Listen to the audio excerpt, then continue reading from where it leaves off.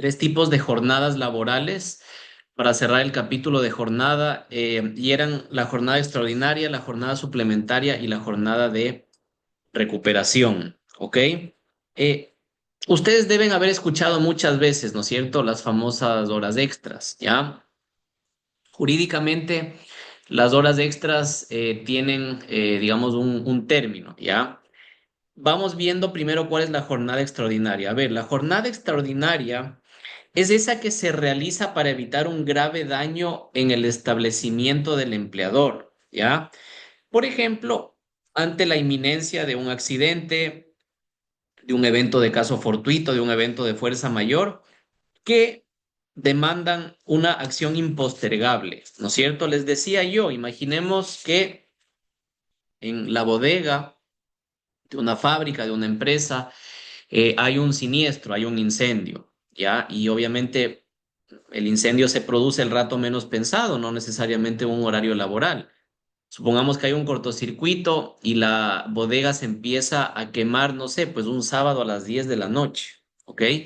En ese caso, el empleador tiene la potestad de llamar a sus trabajadores, obviamente llamará a los bomberos, por supuesto, porque los bomberos son los encargados, ¿no es cierto?, de apagar incendios, pero luego de ello bien podría llamar a los trabajadores para que realicen una jornada extraordinaria en la cual van a realizar actividades que no tienen que ver con su contrato de trabajo.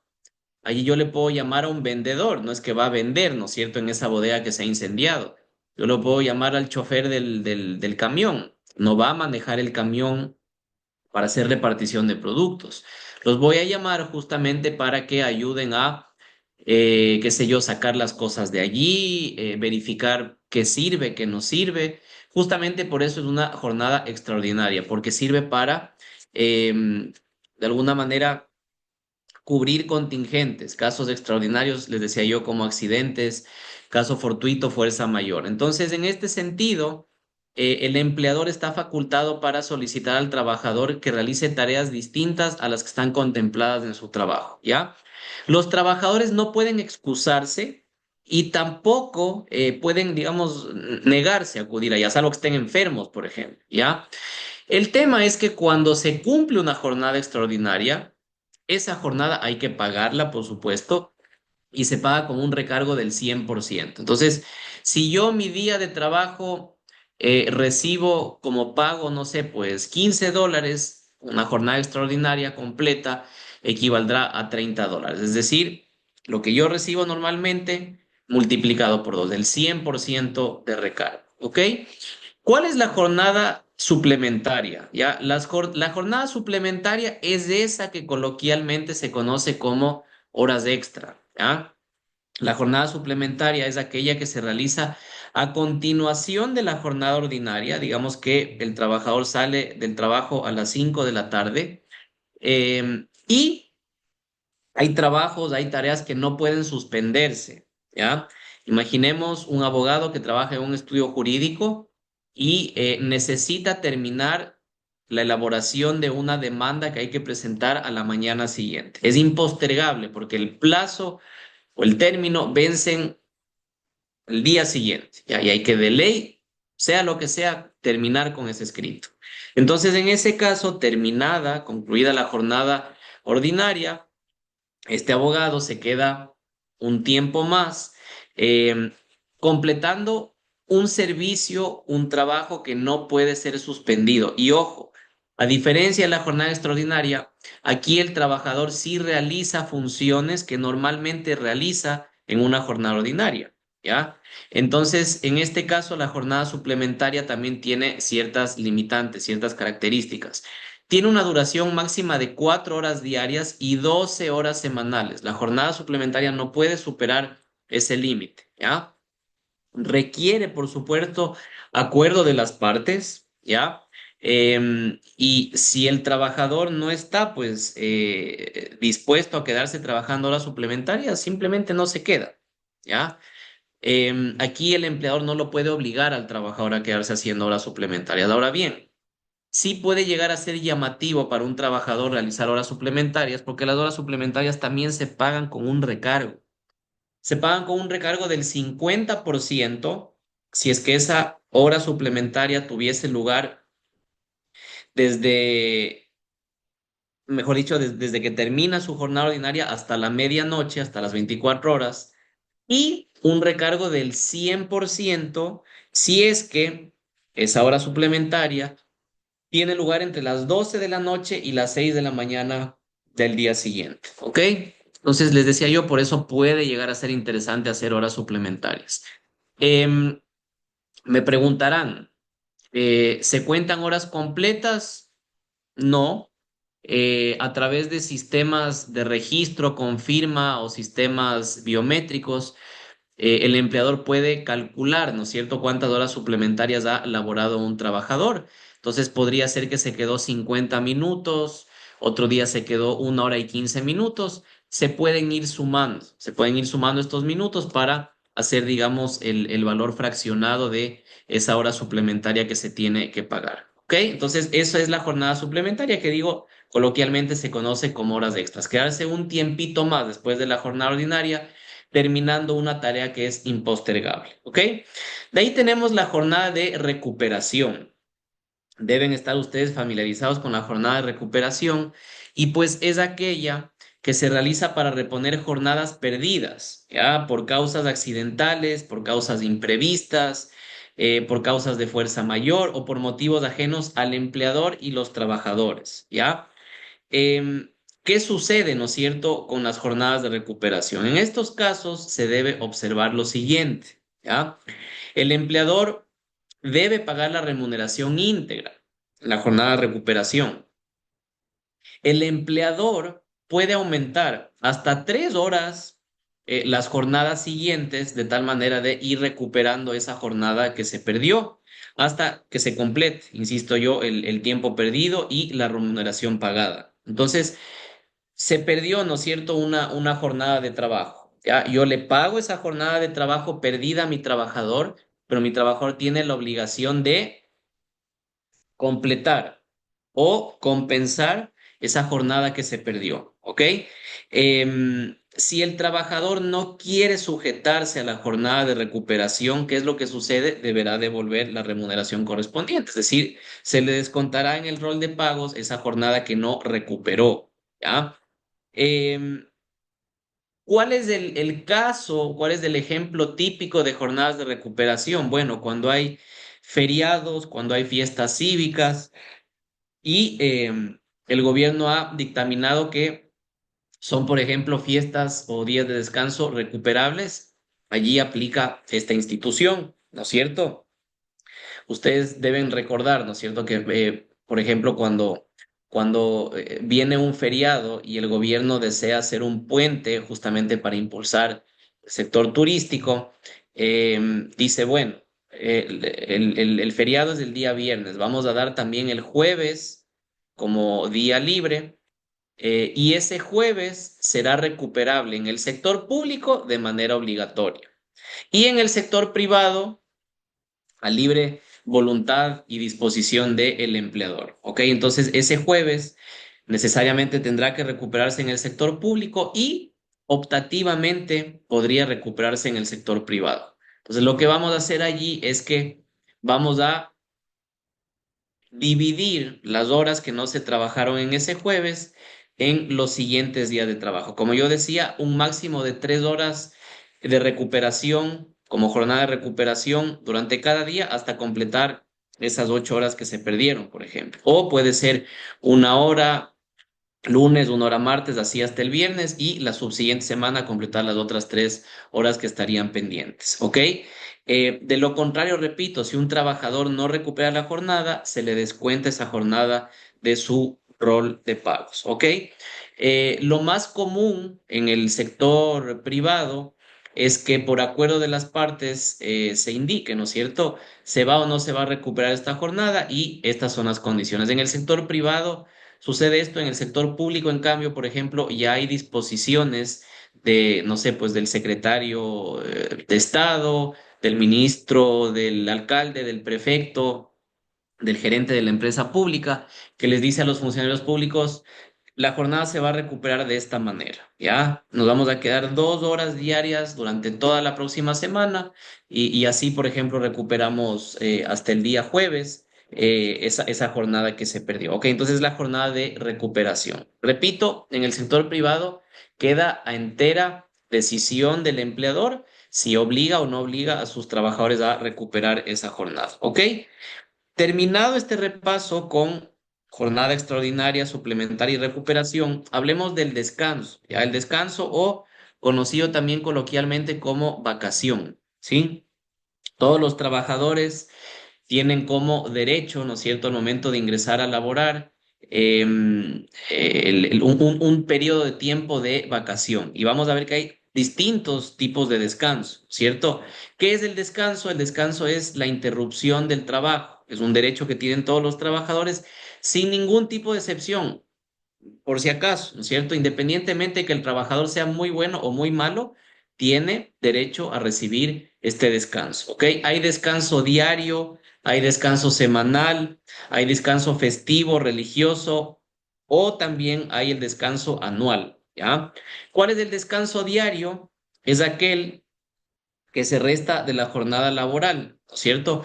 Si uno entra a trabajar a las 8 de la mañana, sale de trabajar a las 5 de la tarde con 1 hora de almuerzo, el periodo de descanso diario será desde las 5 de la tarde hasta las 8 de la mañana del siguiente día. Entonces hay un descanso diario, justamente porque así lo establece no solo la Constitución, el Código del Trabajo, la Ley Orgánica de Servicio Público, sino tratados internacionales.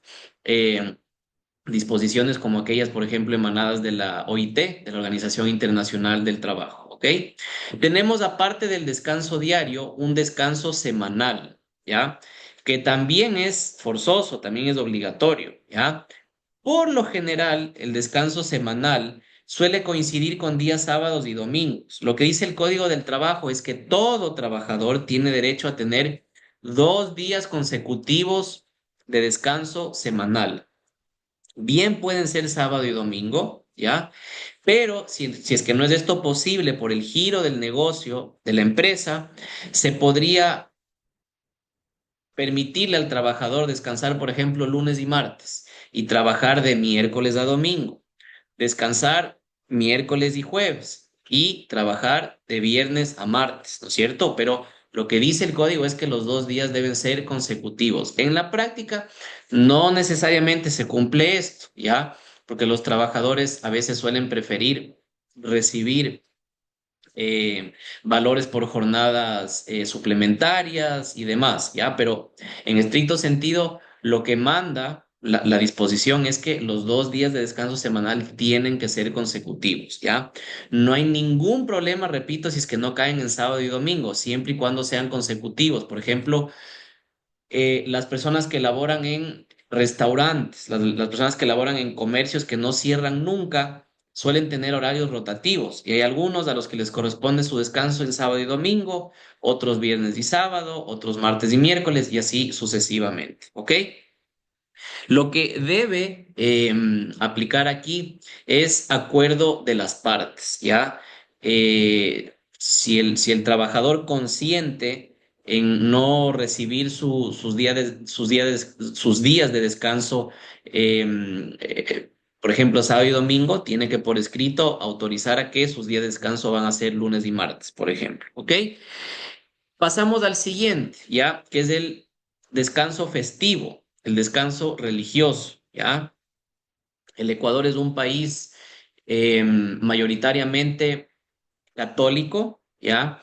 Y en ese sentido hay algunas fiestas religiosas que se celebran en el Ecuador y así sucede en muchísimos países del mundo, ¿ok? ¿Cuál es el descanso festivo o religioso? ¿Ya? Es aquel que corresponde a fiestas cívicas, fiestas religiosas, fiestas nacionales, fiestas locales. Y ojo con esto, tanto los días de descanso festivo religioso como los días de descanso semanal, sábados y domingos, son días remunerados. Yo les decía ayer que el pago de la remuneración se calcula en función de los 30 días del mes, ¿ya? Entonces, hay meses incluso que tienen 31 días, otros meses como febrero que tiene 28 unas veces, por ejemplo, ¿ya? Igual, para efectos de estos cálculos, se utiliza la regla de 30 días por mes. Eso significa, repito, que los días de descanso también son remunerados, ¿ok? Puede pasar que un trabajador labore en días de descanso festivo o de descanso religioso, ¿ya? Repito, porque puede tratarse de un comercio que no cierra nunca, ¿ya? En este caso, se le paga al trabajador su jornada en día de descanso con un recargo del 100%. Anoten eso, cuando ustedes tengan la posibilidad, ¿ya? De trabajar, por ejemplo, un fin de semana, un feriado 1 de enero, un feriado de Navidad. Ok, podrían acceder a hacerlo siempre y cuando ustedes den su consentimiento, pero tendrán que pagarles de esa jornada con un recargo del 100%, al igual que la jornada extraordinaria, les decía yo. ¿Ok? Cuando los días de feriado, ¿ya? De descanso obligatorio coinciden con sábados o domingos, ustedes deben saber, lo que pasa allí es que el gobierno traslada esos días de feriado o bien al lunes o bien al viernes, ¿ya? Por ley, digamos, los feriados ya no pueden caer en días de descanso semanal, sábado y domingo, justamente para reactivar, para impulsar el sector turístico y para permitir también que los trabajadores cuenten con sus días feriados, días festivos, ¿sí? Allí habría que analizar, no sé, y se los dejo para reflexión personal, si creen que en el Ecuador hay muchos o pocos feriados, ¿no es cierto? Tenemos feriados, tenemos feriados en mayo, bueno, tenemos un feriado internacional que es el 1 de mayo, día en que se celebra al trabajador, tenemos el 24 de mayo, tenemos otro el 10 de agosto, tenemos feriados locales, por ejemplo, ¿no es cierto? Tenemos feriados locales en Cuenca, feriados locales en Guayaquil, en Quito. em, y obviamente tenemos también feriados religiosos como la Navidad, tenemos otros días de descanso obligatorio como el fin de año. Habría que analizar, ¿no es cierto?, si efectivamente hay muchos o pocos feriados. Lo que sí les puedo decir respecto del tema de vacaciones, y vamos a analizarlo a continuación, es que hay otros países en donde el periodo de vacación anual es mucho más amplio que en el Ecuador, ¿ok? Hablando de esto, en el Ecuador, la jornada de vacación anual supone una sumatoria de 15 días, ¿ya? Hay países europeos, por ejemplo, Francia, en donde los trabajadores gozan de 5, 4, 6 semanas de vacación anual. Es un montón de tiempo, es casi el triple, ¿ya? Eh, Diría yo que los 15 días al año son pocos, pero tomando en cuenta la cantidad de feriados que hay, a lo mejor se compensa un poquito allí, ¿ok? ¿Cuál es entonces el descanso anual o la vacación? El descanso anual o la vacación es ese descanso temporal de una actividad habitual y, por supuesto, también es remunerado, ¿ya? Las vacaciones se pagan a los trabajadores y se pagan por adelantado, ¿ya? Es un derecho, las vacaciones que tienen todos los trabajadores y no está condicionado, les decía al comienzo de la clase, a ningún tipo de conducta, capacidad productiva o cualquier otro fundamento relacionado con el trabajo de esa persona. Puede ser un trabajador buenísimo, ¿ya? Súper eficiente, súper proactivo, versus un trabajador muy malo que siempre llega tarde, que no cumple con sus funciones. Los dos trabajadores tendrán el mismo derecho a recibir vacaciones. Repito, no está condicionado a ningún tipo de cumplimiento, ¿ya? En la empresa. El periodo de vacaciones incluye días hábiles. Esto también es interesante analizarlo porque si es que uno toma vacaciones, por ejemplo, un viernes, le van a contar también sábado y domingo, ¿ok? Entonces, se cuentan, se computan para los días de vacación, que son 15 fines de semana y feriados. ¿Cuáles son las reglas? A ver, la primera, todo trabajador tiene derecho a gozar anualmente de un periodo ininterrumpido o interrumpido de 15 días de vacación, luego de haber cumplido un año. de trabajo con el mismo empleador. Entonces, entro a trabajar yo el 1 de enero del 2025. Al 1 de enero del 2026 habré cumplido un año. En ese momento ya puedo gozar de mis 15 días de vacación. Lo que suele suceder en la práctica es que se puede solicitar vacaciones anticipadas y pese a que uno no tenga todavía el año completado, podría tomar unos días y esos días le serán descontados obviamente cuando ya tenga derecho a salir de vacaciones. Esto queda a libre decisión y pacto entre empleador y trabajadores. Hay empleadores que dicen, no, tú no tienes derecho a salir a vacaciones porque todavía no has cumplido un año conmigo. No pasa nada. Te aguantas un año, allí tienes derecho a tus 15 días. Hay otros empleadores que son más flexibles y dicen no hay ningún problema.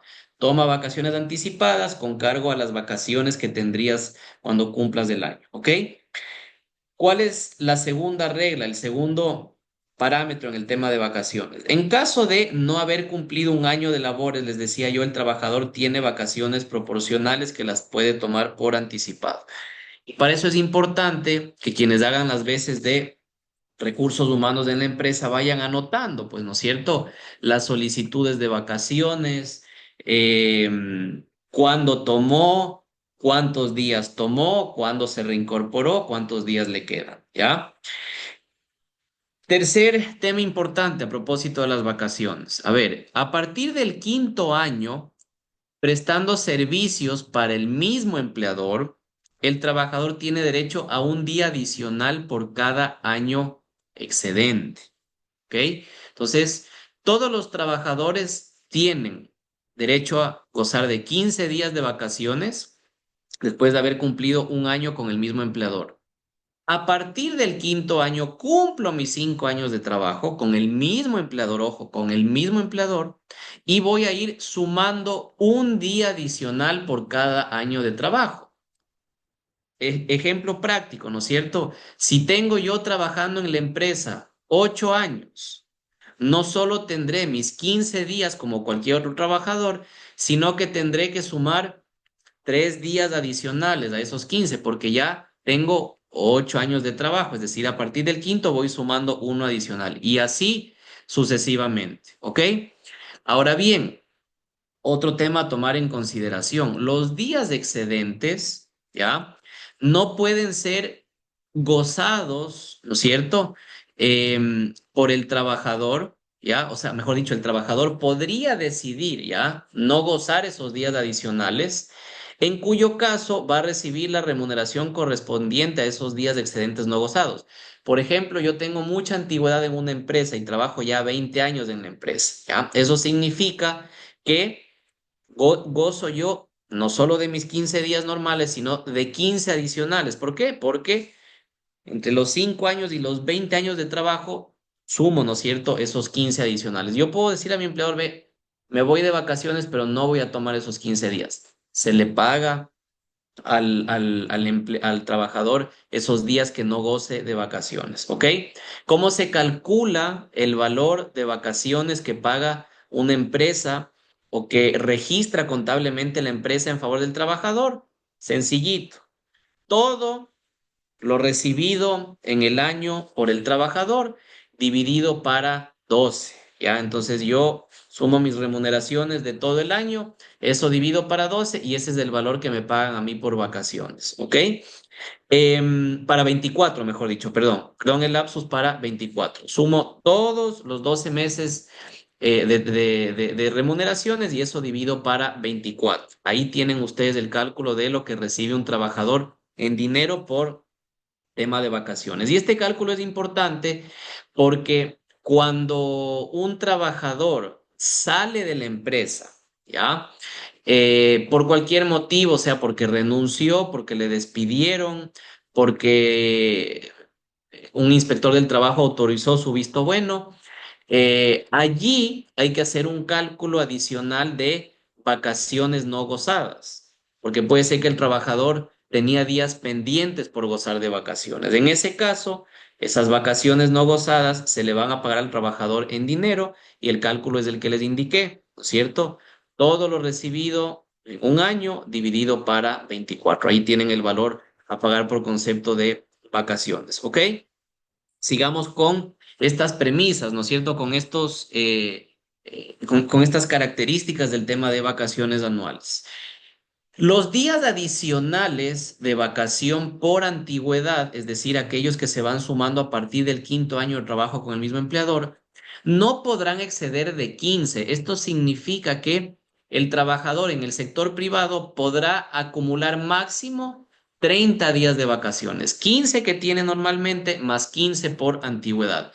Salvo, y el Código del Trabajo lo indica también, que exista acuerdo de las partes en contrario. Hay empleadores que no tienen ningún problema en que trabajadores con mucha antigüedad acumulen más de 30 días. No hay ningún problema. Si hay acuerdo entre las partes, se puede hacer, pero tiene que haber acuerdo mutuo. A los dos tienen que estar de acuerdo en acumular más de esos 30 días. ¿Sí?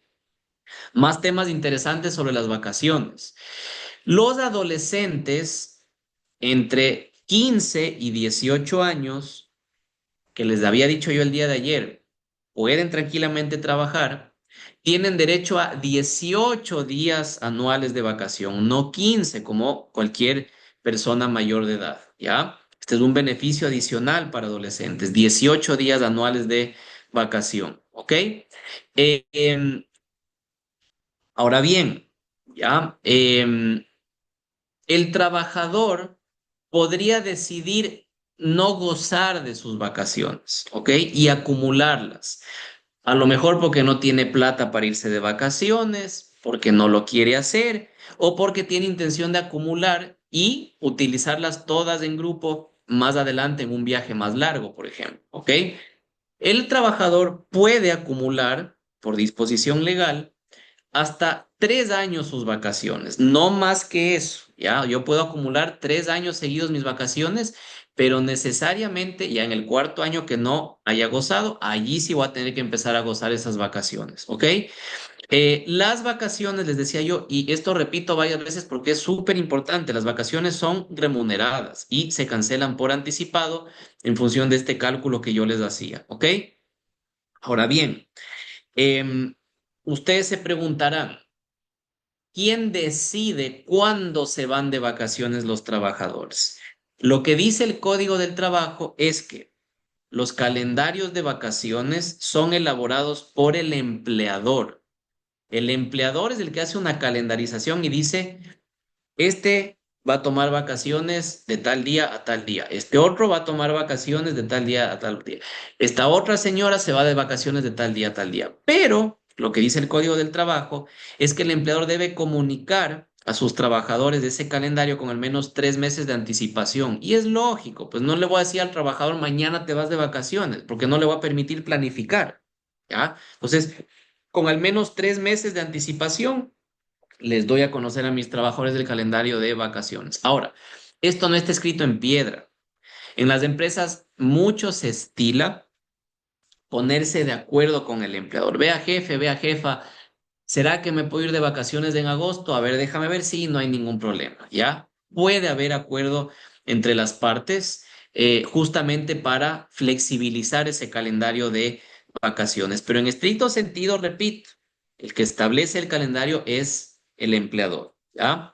Si es que al trabajador le obligan a irse de vacaciones en una semana, en 15 días, en un mes sin la anticipación, él tranquilamente puede negarse, ¿ya? Porque el Código del Trabajo es clarísimo, al menos con 3 meses de anticipación hay que socializar ese calendario de vacaciones, ¿ok?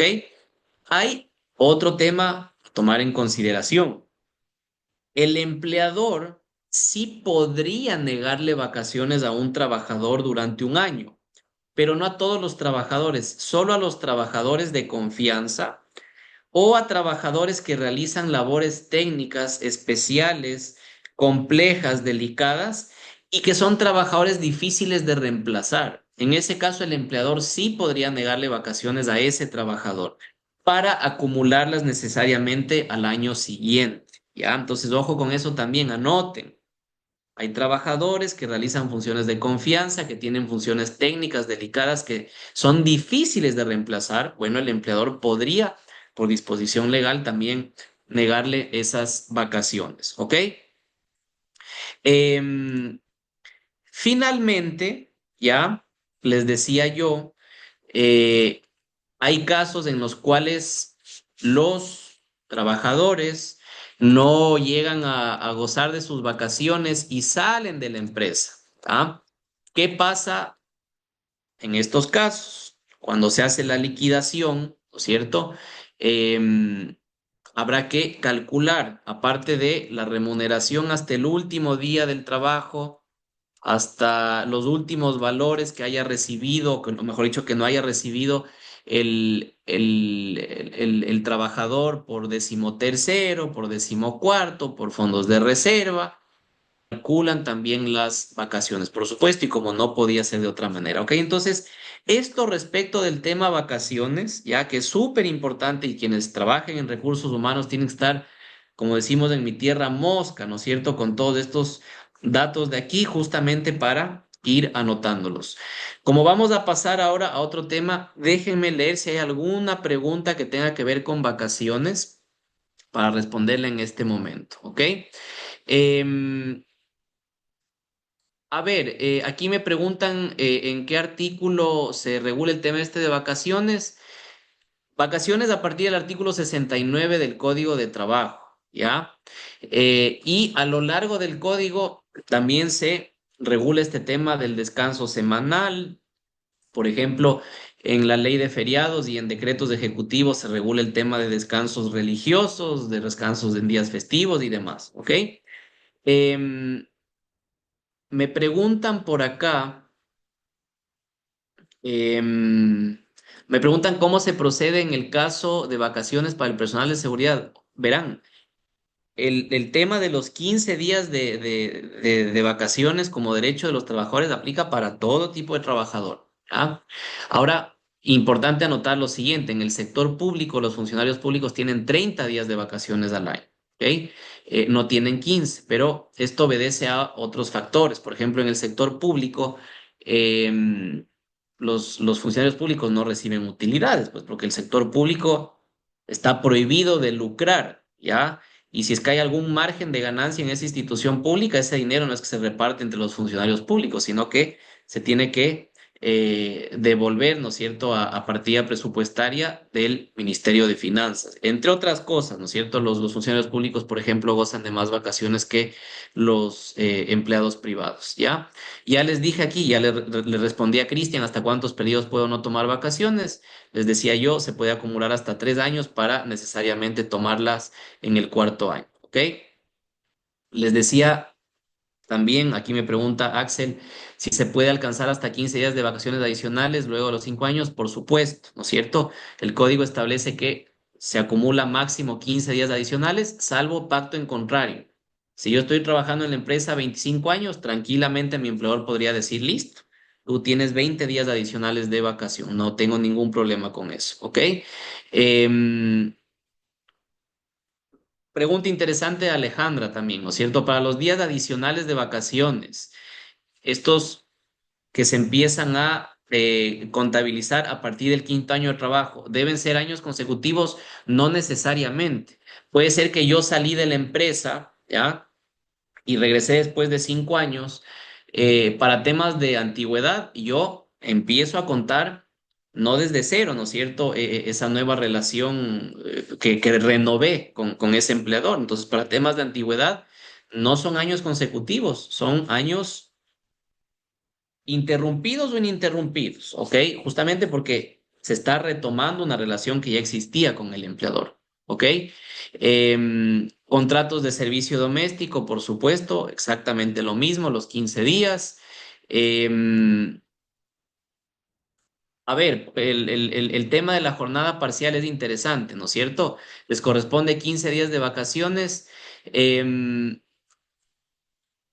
Cuando hablamos de una jornada parcial, ¿no es cierto? Siempre vamos a hablar también de cálculos o valores proporcionales, ¿ya? Entonces, así como a un trabajador que labora en jornada parcial se le paga parcialmente y en función de su remuneración el decimotercero, el decimocuarto, el cálculo de vacaciones también será proporcional, ¿ok? Em, Aquí alguien me está hablando de utilidades, ese tema lo vamos a tocar un poquito más adelante, ¿ok? Una pregunta, profe. Aquí me dicen también qué pasa con el tema de los feriados, eso ya indiqué, eso ya expliqué yo, ¿no es cierto? Para el cómputo de las vacaciones se toma en consideración fines de semana y feriados. Por eso, mi sugerencia, si es que van a tomar ustedes vacaciones, no tomen vacaciones un jueves o un viernes, porque les van a contar ese sábado y ese domingo. Traten de trabajar hasta el día viernes y tomar vacaciones desde el día lunes. O traten de empatar sus vacaciones con meses o momentos en los cuales no haya mucho feriado, porque de lo contrario, con feriados se van a comer esos 15 días de vacaciones que tienen. Eso les decía yo, resulta interesante analizar si es que esos 15 días y la forma de tomar de esos 15 días en el Ecuador es justa, es injusta, está bien, no está bien. Y yo creo que 15 días son muy pocos y más aún tomando en cuenta que se toman en consideración días festivos o días de descanso como sábado y domingo, ¿ya? En otras legislaciones, ya les digo yo, hay un mes y medio, incluso 2 meses de vacación. Vean países, por ejemplo, en Europa, en donde en verano se cierran casi todas las industrias porque las empresas obligan a sus trabajadores a salir a vacaciones en verano, ¿ya?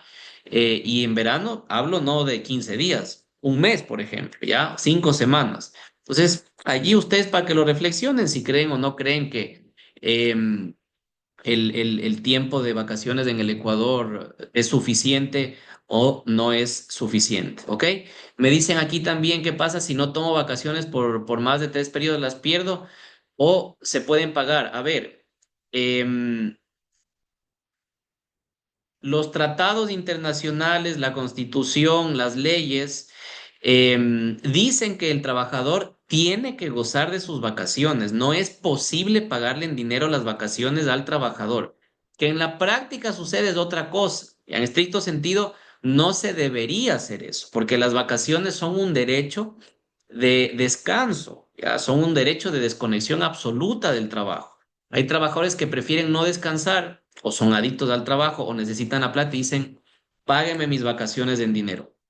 Ya les digo, constitucionalmente eso está prohibido y al tenor de lo que indican también tratados internacionales. Sin embargo, en la práctica suele suceder. Tengan mucho cuidado con eso, porque el día de mañana el trabajador podría reclamar y decir, no, es que me obligaron a pagarme las vacaciones y no me dejaron tomar las vacaciones. El empleador se va a meter en un problema tenaz allí. ¿Ok?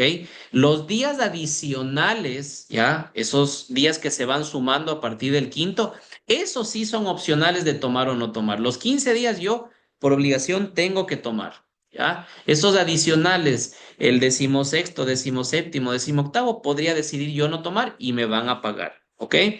Entonces, yo no estoy muy de acuerdo en que se tenga la costumbre de compensar vacaciones con dinero justamente porque allí se habría generado un contingente en contra de la empresa. Repito, porque las vacaciones son un derecho adquirido que debe ser gozado por los trabajadores, ¿ok? Vamos avanzando con un tema súper importante, ¿ya? Pasamos la página de vacaciones, nos vamos a meter en obligaciones pecuniarias del empleador, obligaciones económicas que tiene el empleador. La primera, la más importante, la remuneración, ¿ya? La remuneración es la contraprestación por las labores realizadas en relación de dependencia, en relación de subordinación. Es un derecho que le corresponde a todo trabajador, ¿ah? Y así como es el principal derecho del trabajador, es la principal obligación del empleador, ¿ok? Es el elemento esencial del contrato individual de trabajo, la remuneración. El artículo 66 de la Constitución, en su numeral 17, establece que ninguna persona puede ser obligada a realizar un trabajo gratuito o forzoso. Ya la esclavitud quedó atrás hace mucho tiempo. La remuneración puede ser vista bien como un sueldo o como un salario, ¿ya? Conceptualmente, hay estas dos categorizaciones de la remuneración. ¿Cuál es el sueldo? El sueldo es el estipendio que paga el empleador al empleado de manera mensual, incluyendo, les decía yo, los días no laborables, fines de semana, feriados. Hay empleadores que el sueldo deciden pagarlo en quincena, también se puede pagar, ¿ya? Se puede pagar en quincena o se puede pagar en mensualidad. Eso sí, el plazo para pagar Un sueldo no puede exceder de un mes. Que en la práctica suceda lo contrario es otra cosa. La ley establece el plazo para el pago del sueldo no puede exceder de un mes. Esto significa, termino de trabajar yo a mes vencido, al día siguiente me pagan mi sueldo completo. O si me quieren pagar en quincena, me la pagarán el 15 o el 16. Y la siguiente quincena, el 31 o el primero. Hay empresas que pagan las remuneraciones poquito antes, sin necesariamente que se acabe el mes. Hay otras empresas que pagan los primeros 5 días del siguiente mes. Eso legalmente está prohibido. En la práctica sucede y sucede en la mayoría de casos, pero repito, el Código del Trabajo dice claramente, el plazo para el pago no puede exceder de un mes. ¿Y un mes cuánto tiene según el derecho laboral? 30 días, ¿ok? Ese es el sueldo. ¿Cuál es el salario? El salario es ese estipendio que paga el empleador al obrero por unidades de obra, por tarea, por jornadas de labor, ¿ya? A los jornaleros, como veíamos ayer, se les paga un salario, ¿ya? El plazo para el pago del salario, el jornal, no puede exceder en cambio de una semana. ¿Ok? Que en la práctica los jornaleros les paguen cada 15 días, cada 20 días, también es otro cantar, pero el código establece claramente, así como el salario no puede exceder en su pago una semana, el sueldo no puede exceder en su pago un mes, ¿ok? Datito interesante, datito histórico, ya para que lo anoten y para que vean que la historia no es aburrida, la historia es linda, dependiendo de cómo se la cuente, ¿ya? ¿De dónde proviene el término salario? El término salario proviene del latín salarium, ¿ya? Y el latín, el término salarium proviene a su vez de otra palabra latina, la palabra sal.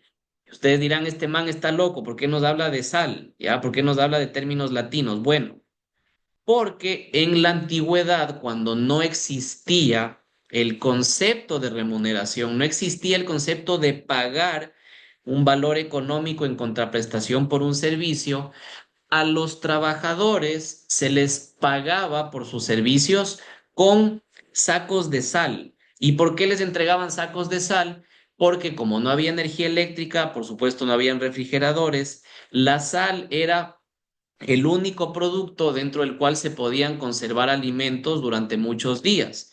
Entonces, carne animal, productos perecibles se metían en sacos de sal, la sal conservaba estos productos de tal manera que puedan ser consumidos de manera progresiva. Hagan de cuenta, los sacos de sal hacían las veces de refrigeradores. Entonces, al trabajador le resultaba interesante recibir en contraprestación de sus servicios un saquito, dos saquitos, tres saquitos de sal, porque allí podía ingresar, ¿no es cierto?, sus alimentos. De allí, este tema de la entrega de sacos de sal mutó ahora sí a la entrega de un valor económico en monedas y de allí proviene pues el término salario. Repito, del latín salarium, que a la vez proviene de la palabra sal. Intercambio, relaciones laborales se hacía básicamente con sal. ¿Ok? Pues ya saben ustedes por qué se conoce a este pago como salario, ¿sí? ¿Cuáles son los principios de la remuneración? Así como nuestra materia se rige por algunos principios rectores, ¿no es cierto? La remuneración también, según la Constitución, tiene unos principios, según la Constitución y los tratados internacionales, ¿ya? La remuneración tiene como principio básico la igualdad, ¿ya? A igual trabajo corresponde igual remuneración. Esto también es un saludo a la bandera, no siempre se cumple, pues a uno le encantaría que le paguen por su trabajo lo que merece, lo que cree merecer, pero dadas las condiciones complejas, ¿no es cierto?, de nuestro país, no solo ahora, sino a lo largo de su historia republicana, es difícil pensar que en el Ecuador se cumple el principio de la igualdad. A igual trabajo corresponde igual remuneración. Muchas veces aquí te pagan lo que quieren pagarte, no necesariamente lo que te corresponde, ¿ok? Otro principio, el principio de la libertad. ¿Qué significa el principio de la libertad? Hablando de la remuneración, que las partes pueden estipular libremente el monto a ser pagado. Yo decido contratar a una persona y digo, ofrezco 1.000. Esa persona me puede decir, no, yo quiero 1.200 y podríamos negociar tranquilamente, ¿ya? Este es otro principio que no necesariamente se cumple, porque muchas veces los empleadores ofrecen y le dicen al trabajador, verás, esto es lo que hay. Si no aceptas, hay otros 100 trabajadores detrás tuyo que van a aceptar el trabajo. Lo tomas o lo dejas. Así funciona lamentablemente. Entonces, este segundo principio también considero yo que es un segundo saludo a la bandera, ¿ok? Y el tercero, que también es un saludo a la bandera, lamentablemente, es el principio de la suficiencia, ¿ya? ¿Qué significa esto? Que la remuneración debe permitir al trabajador hacer frente a sus necesidades personales, a las necesidades de su familia, si es que las tiene, si es que tiene familia. Entonces, en ese sentido, la remuneración debe ser suficiente al menos para cubrir la canasta básica. El salario básico unificado en el Ecuador en el 2025 es de $470 y la canasta básica supera los $800. Entonces, en una familia en donde hay una sola cabeza económica que gana, por ejemplo, el básico, difícilmente se podrá pues, alcanzar este principio de la suficiencia en la remuneración. Repito, porque siempre el salario básico va rezagado respecto del valor de la canasta básica, ¿ok? La remuneración también tiene sus garantías, ¿no es cierto? Integridad, es decir, la remuneración tiene que ser pagada de manera íntegra, sin ningún tipo de descuento, a menos de que haya, por ejemplo, una multa que se le esté imponiendo al trabajador o un descuento en función de pensiones alimenticias. Esto ya lo hablamos el día lunes, ¿ok? Otra garantía de la remuneración, la oportunidad. Lo hablé hace un ratito. Oportunidad, es decir, pagar en el tiempo en el que mande el código del trabajo. Sueldo en un plazo máximo de 30 días, salario en un plazo máximo semanal, ¿ok? Inembargabilidad, las remuneraciones son inembargables. Ningún proceso judicial podría mandar a que a un trabajador se le embargue su remuneración. Lo que puede haber es un descuento porque el trabajador pidió un anticipo de sueldo, porque realizó alguna compra en el comisariato de la empresa y se le está descontando, ¿no es cierto?, el valor de ese producto que compró. A lo mejor tiene, decía yo, sobre su cabeza una sentencia, un acta de mediación que le obliga a pagar pensiones alimenticias, en cuyo caso hay que descontarle ese valor. También podría, de hecho, debe descontársele al trabajador el aporte personal al Instituto Ecuatoriano de Seguridad Social, que es del 9,45% para trabajadores en general. Pero fuera de eso, la remuneración es inembargable, es decir, yo tengo derecho a recibirla de manera completa. Es intransferible. ¿Qué significa esto? Yo a mi empleador no le puedo decir, verá, le debo plata a mi primo, no me pague la remuneración a mí, páguele directamente a mi primo. No, me la pagan a mí y luego yo veré si pago mis deudas, si me como la plata o lo que sea. ¿Ok? Y finalmente, una última garantía de la remuneración habla de el privilegio de primera clase. ¿Qué significa esto? Cuando hay detrás de la empresa, ¿no es cierto?, algún procedimiento, algún proceso judicial de acreedores, la empresa está debiendo plata, la empresa está cerrando, se está liquidando, las obligaciones pendientes que tenga con sus trabajadores se pondrán primeritos en la lista de cosas por pagar.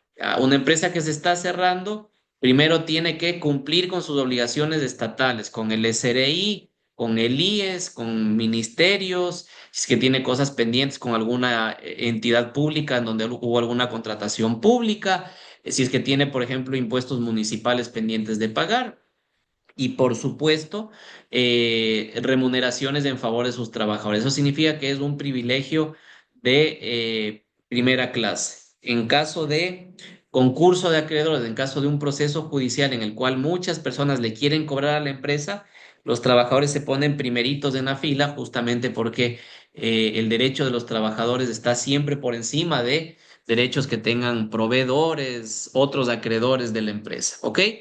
¿Cuáles son los componentes de la remuneración? ¿Ya?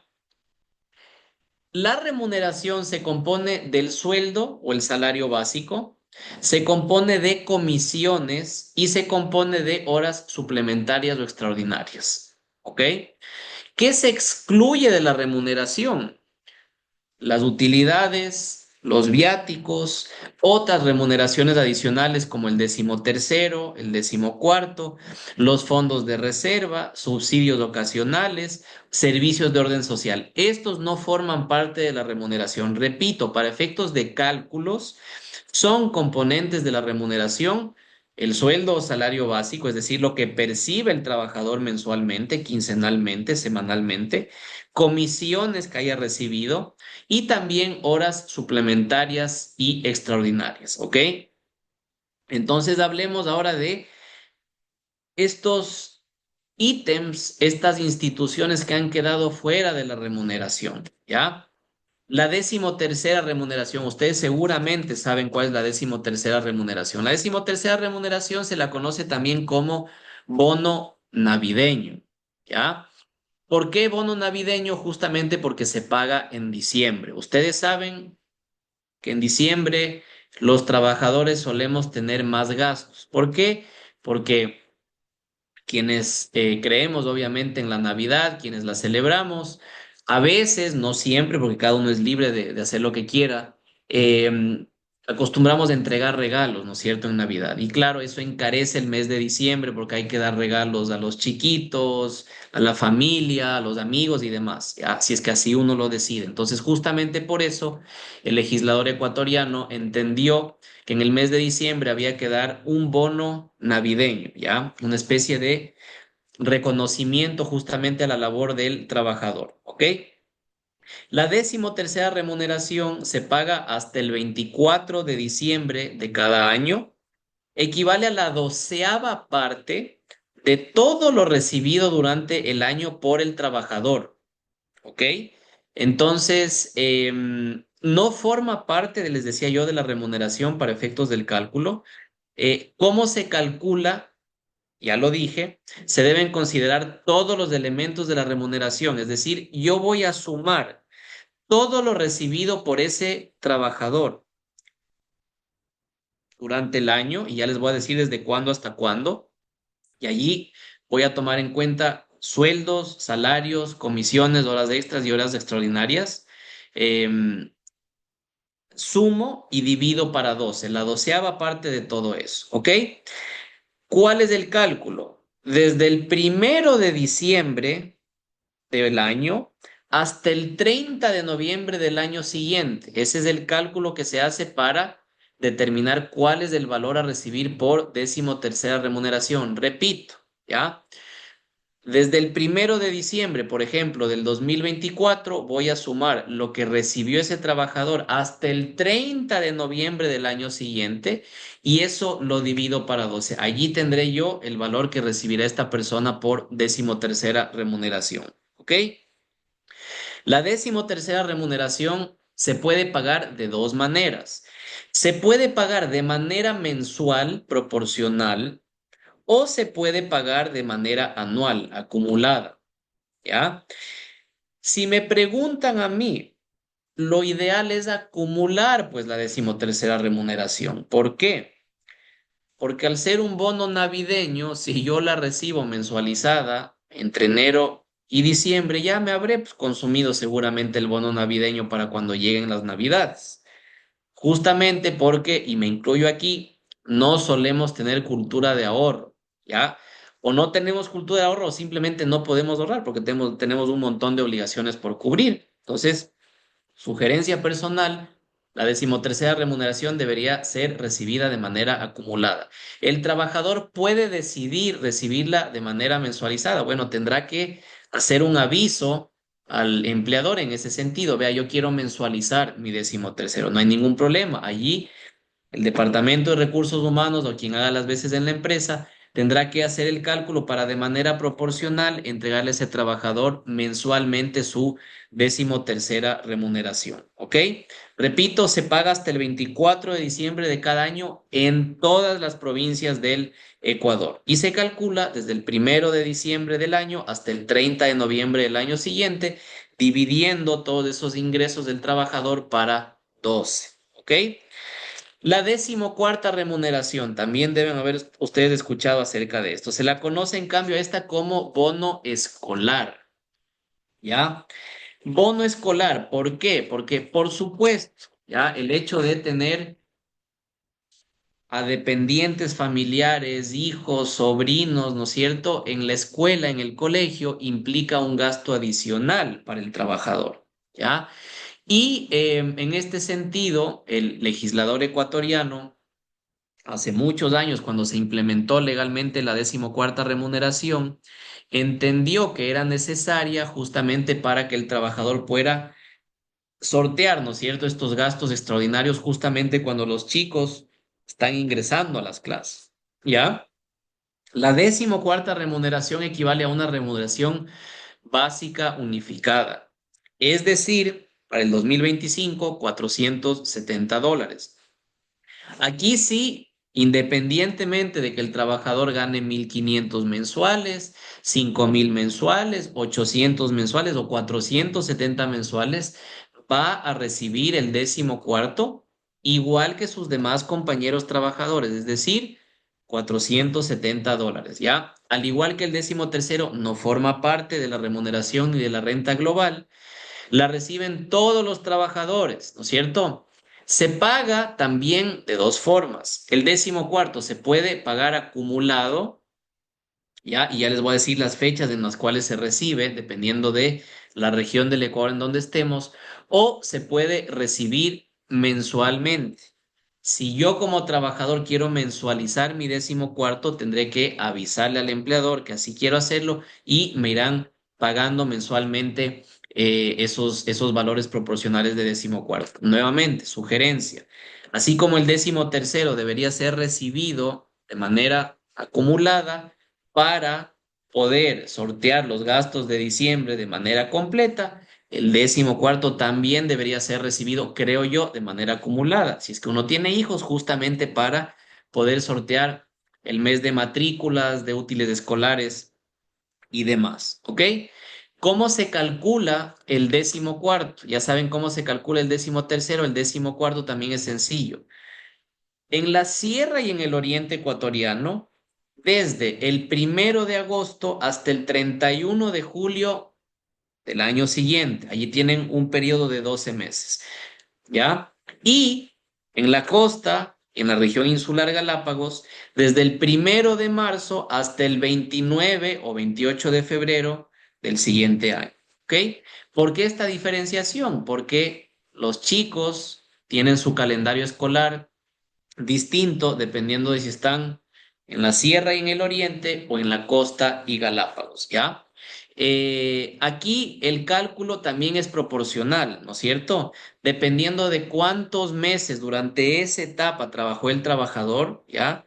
Se va a calcular si es que recibe 470 completos o recibe menos. Se calcula en función de las jornadas de trabajo realizadas por el trabajador, ¿ok? ¿Cuáles son las fechas límite de pago? Así como el decimotercero tiene como fecha límite de pago el 24 de diciembre, el decimocuarto tiene las siguientes fechas límite en Sierra y Oriente hasta el 15 de agosto. ¿Por qué? Porque los chicos entran a clases generalmente los primeros días de septiembre o los últimos días de agosto. En el caso de la costa y la región insular Galápagos, hasta el 15 de marzo, porque los chicos entran a clases finalizando marzo o los primeros días de abril. Repito, este se conoce como bono escolar, ¿ok? Fondo de reserva, ¿no es cierto? Siguiente componente que queda fuera de la remuneración, pero que también es muy común, ¿no es cierto? Es muy conocido en el ámbito laboral ecuatoriano. ¿Cuál es el fondo de reserva? El fondo de reserva es una especie de ahorro obligatorio, ¿ok? Es una reserva o trabajo capitalizado según la doctrina, ¿ya? Tiene como finalidad el fondo de reserva cubrir contingentes futuros del trabajador, ¿ok? Entonces también es una previsión que se hace para eventos que pueden o no pueden suceder el día de mañana. El fondo de reserva equivale al 8.33% de la remuneración mensual. Entonces, si yo quiero saber cuánto le corresponde a un trabajador recibir en función o en virtud del fondo de reserva, tengo que ver cuánto gana mensualmente y eso sacarle el 8,33%. ¿Ok? ¿Quiénes pueden acceder o quiénes gozan, quiénes tienen derecho al fondo de reserva? Todos los trabajadores luego de haber cumplido un año de trabajo con el mismo empleador. ¿Ok? Entonces, cumplo yo 12 meses con ese empleador, tengo derecho en el 13º mes a empezar a recibir mi fondo de reserva. ¿Ok? El fondo de reserva goza de las mismas garantías que la remuneración.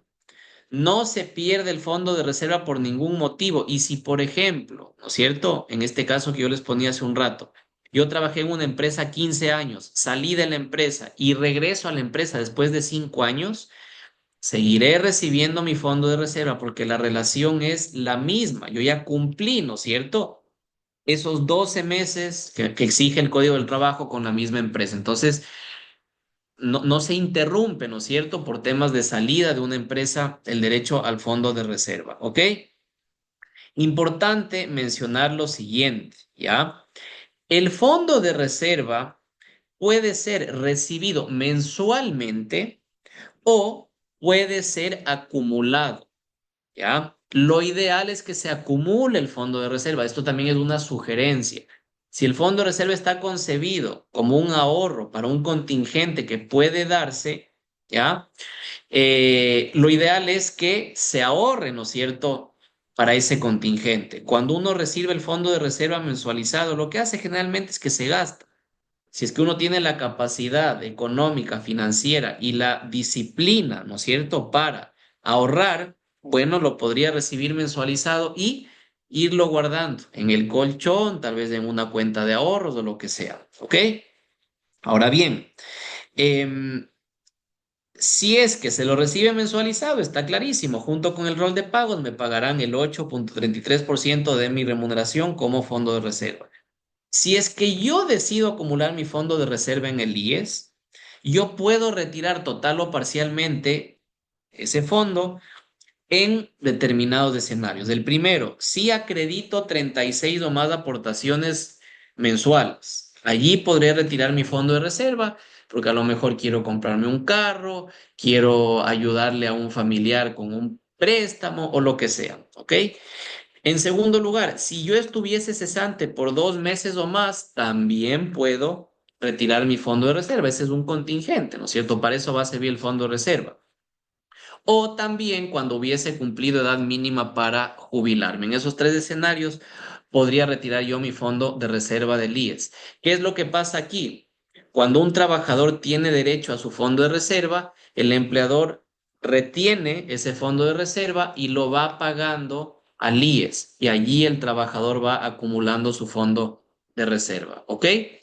Em, Como conclusión, diría yo que el fondo de reserva ha dejado de ser un fondo de ahorro y se ha convertido en un fondo de consumo, precisamente porque muchas personas lo mensualizan y no lo acumulan, ¿ok? Nos metemos ahora en el tema de las utilidades, ¿ya? Las utilidades que obviamente se reciben únicamente en el sector privado. ¿Por qué? Porque el sector público está prohibido de generar lucro, de generar ganancia para ser repartida entre funcionarios públicos, ¿no es cierto? Entonces, ¿qué son las utilidades? Ustedes deben haber escuchado muchas veces acerca de las utilidades.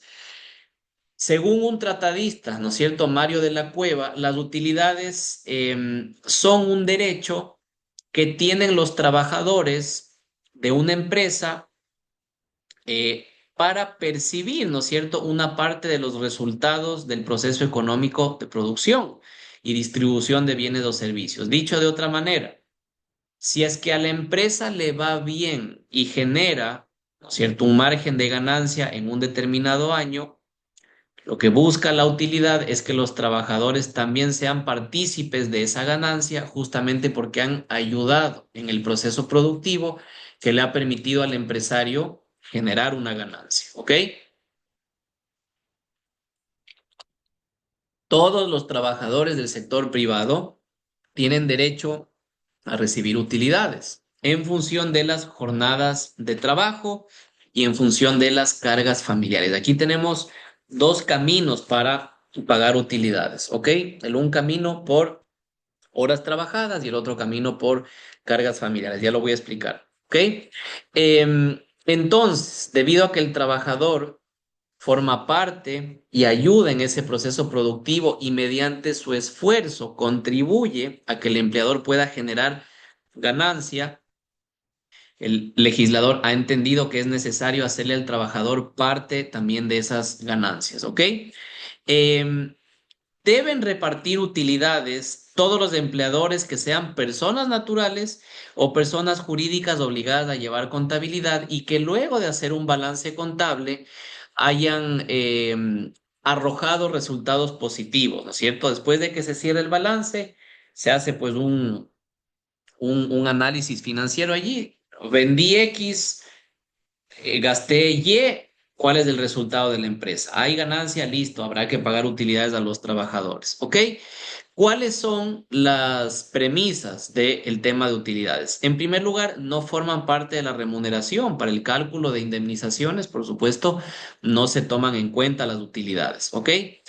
En segundo lugar, las utilidades corresponden al 15% de la ganancia contable anual, de la utilidad contable anual de la empresa o del empleador, en función de jornadas trabajadas, un 10% y cargas familiares, un 5%. ¿Ok?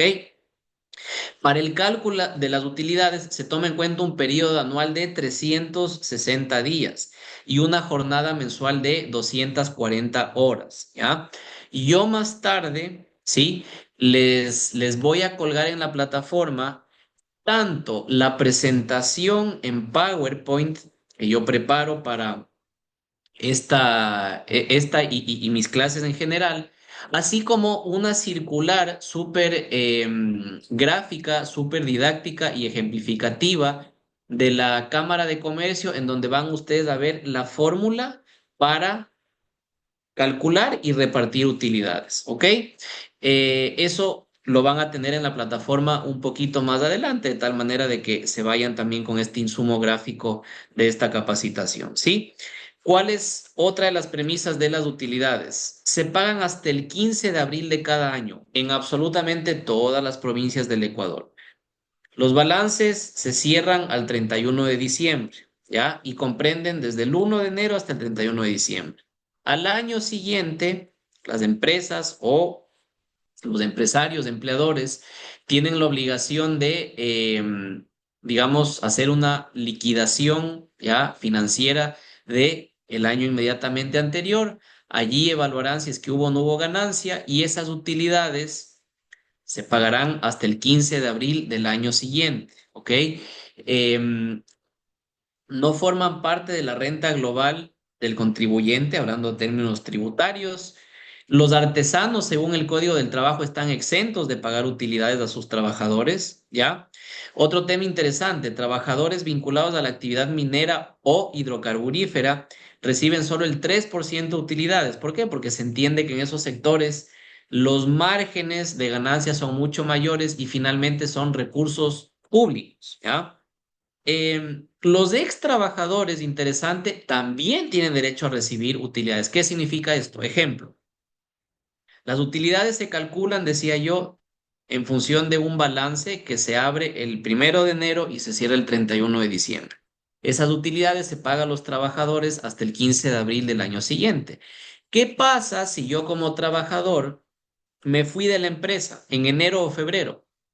Bueno, cuando el 15 de abril o hasta el 15 de abril esa empresa pague sus utilidades, me tendrá también a mí que incluir en el pago de esas utilidades y tendrá que llamarme por teléfono. Martín, eras trabajador de esta empresa y ya no estás aquí, sin embargo, ven por favor a retirar tu cheque o te vamos a transferir el monto correspondiente a tus utilidades y vas a tener que firmar un formulario que luego se carga en el Ministerio del Trabajo.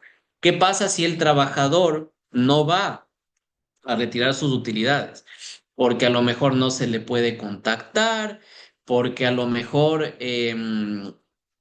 se fue de viaje o simplemente no le da la gana de ir a retirar sus utilidades. Bueno, lo que hace allí el empleador es consignar un cheque en el Ministerio del Trabajo, indicando que ese valor le corresponde a determinado trabajador y en ese momento el empleador se deslinda de responsabilidad y si el trabajador quiere ir a cobrar sus utilidades, tendrá que ir a cobrar en el Ministerio del Trabajo. Pero eso es súper importante hacerlo. Si es imposible pagarle al trabajador las utilidades por cualquier motivo, se consigna en el Ministerio del Trabajo, ¿ok? Porque de lo contrario, el día de mañana, el trabajador podría denunciarle al empleador diciendo, no me pagó nunca utilidades. No, señor, yo le llamé, aquí está la prueba, usted nunca vino y yo consigné ese valor al ministerio. Vaya y retírelo allá, ¿ok? Em, ¿Cuáles son las cargas familiares? Les decía yo que las utilidades se pagan por dos conceptos. Jornadas laboradas y también cargas familiares. ¿Cuáles son las cargas familiares?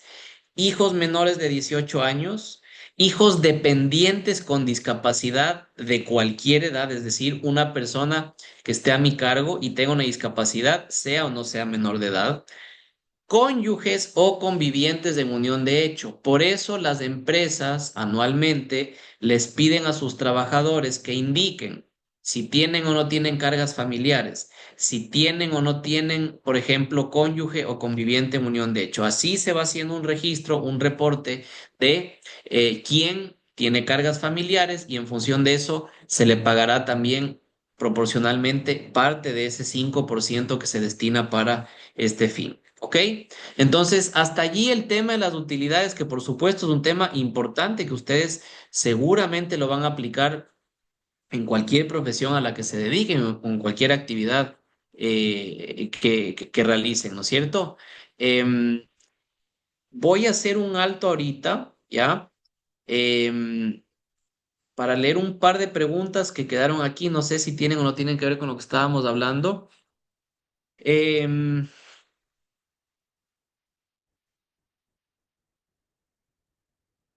Me preguntan aquí si el empleador le debe 5 meses de remuneración a un trabajador y aparte le dice a la empleada que si gusta lo demande, pues total no tiene dinero. Bueno, allí tenemos dos vías. Podríamos presentar una denuncia en el Ministerio del Trabajo ante el inspector del trabajo reclamando, ¿no es cierto?, despido intempestivo. Ya como vamos a ver más adelante, el no pago de remuneraciones es una causal de despido intempestivo. Y si no es posible cobrar a través del Ministerio del Trabajo, evidentemente el camino que quedaría allí es la vía judicial, presentar una demanda ante un juez de lo laboral.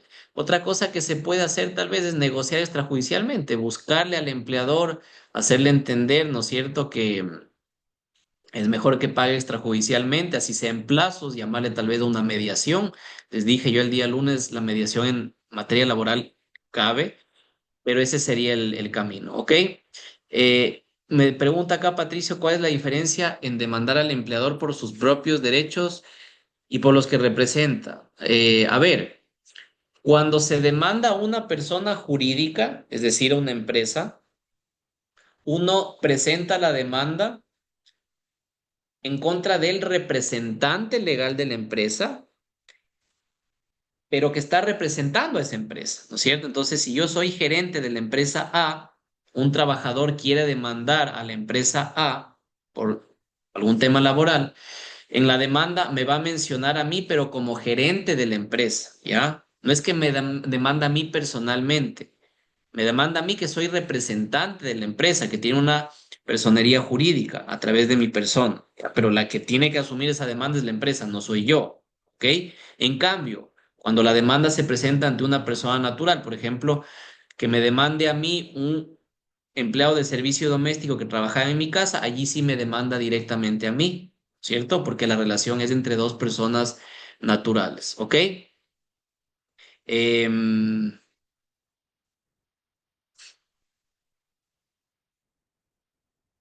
Ya, aquí me pregunta Giselle, justamente lo que yo decía hace un ratito, ¿no es cierto? En el caso de que ex trabajadores no lleguen a firmar el formulario de pago de utilidades, ¿se puede depositar en la cuenta de ahorros del ex trabajador o es indispensable consignar al Ministerio del Trabajo? A ver, si es que el ex trabajador no asoma, ¿no es cierto?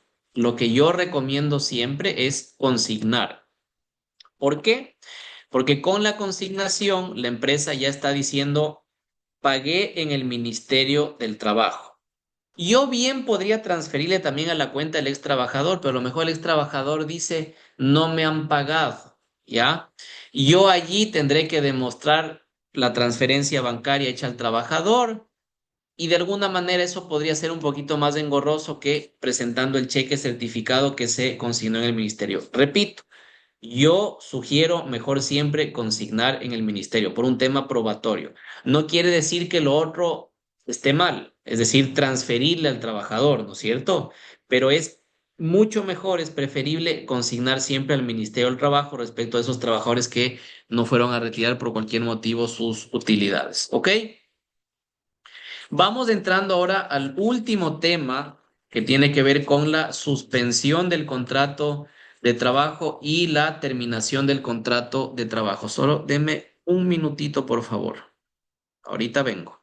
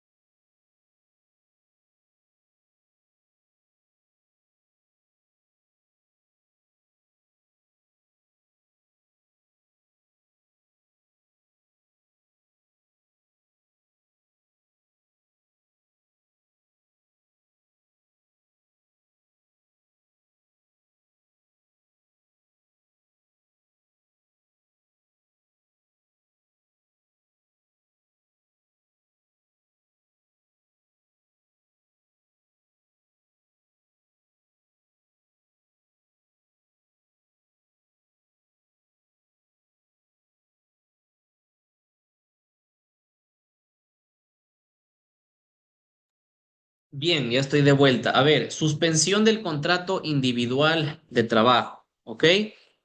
La suspensión del contrato individual de trabajo es el cese temporal de alguna o de todas las obligaciones y prestaciones propias de ese contrato, ¿no es cierto? Ante la presencia de ciertas causas o circunstancias que están establecidas en la ley o en el mismo contrato, ¿ya? ¿Cuál es el objetivo de suspender, digamos, la ejecución de un contrato laboral? Evitar que se termine la relación laboral. Ojo, suspensión no es terminación, ya suspensión es un cese temporal de la actividad laboral. Mantener el vínculo jurídico, ya, entre las partes y superada la causa que nos llevó a suspender el contrato, se restablece, ¿no es cierto?, la relación tal como estaba antes de esa suspensión. Se reanuda la relación en las mismas condiciones que existían antes, ¿ya? Ya van a ver, cuando les hable de los escenarios de suspensión, les va a quedar mucho más claro, ¿sí? El trabajador durante la suspensión queda exento de poner fuerza de trabajo, es decir, queda exento de ponerse a disposición del empleador, ¿ya? Mientras que el empleador, en cambio, sí tiene que seguir cumpliendo ciertas obligaciones, como por ejemplo el pago de la remuneración con algunas excepciones. Hay suspensiones absolutas y hay suspensiones relativas. ¿Cuáles son las suspensiones absolutas? Aquellas en las cuales ambas partes dejan de cumplir sus principales obligaciones contractuales. Por ejemplo, cuando hay un paro laboral en una empresa o eh, como les decía yo anteayer, ¿no es cierto? Me encantaría también hablarles un poquito de derecho laboral colectivo, sindicatos, gremios, pero lamentablemente el tiempo no nos da. Sin embargo, algunas cositas les aporto en ese sentido.